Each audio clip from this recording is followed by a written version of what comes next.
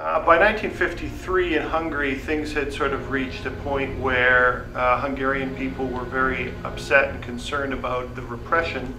The leader at the time, a fellow named Rákosi, was sort of one of the top Stalinist leaders, very conservative, very authoritarian, and as a result very unpopular in Hungary.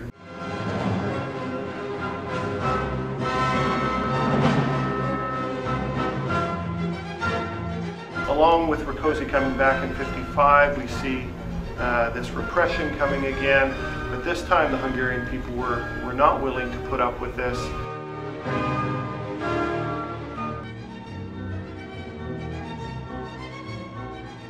The Soviets decided to retreat, to pull back out of Budapest.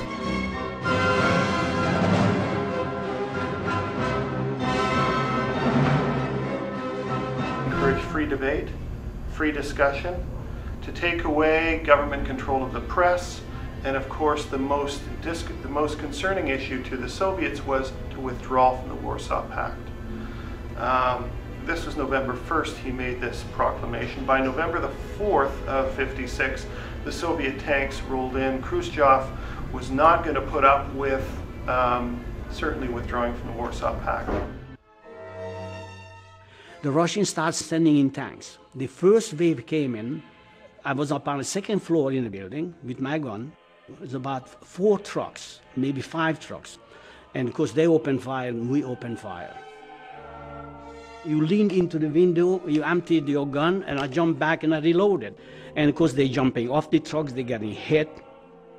Nobody survived, nobody. So the street fighting became very violent. The Soviet military was directly involved. And as a result of the street fighting that occurred throughout much of November, 20,000 Hungarians were killed in the streets, 7,000 Russians were killed, and I believe approximately 200,000 left the country for greener pastures either in Western Europe or North America. Dark dawn. We woke up at the sound of the cannons, and the radio we heard Imre Nagy, that Budapest is under attack and we should defend it. I said to myself, I'm gonna get even. Oh boy, I'm gonna get even. I was ready to fight and die together with those unknown people around me. I think that the most important aspect of the Hungarian Revolution was the willingness or lack of willingness that the Soviet Union was willing to take to allow any country within its sphere of influence to take any sort of direction that would compromise the security of the Soviet Union.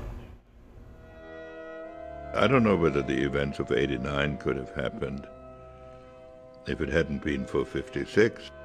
I think today any of us who were there will never forget it. The refugees who came across and found sanctuary in our country and other countries will always be reminders of it. No Soviet army conquered Hungary because the spirit of the freedom fighters survived.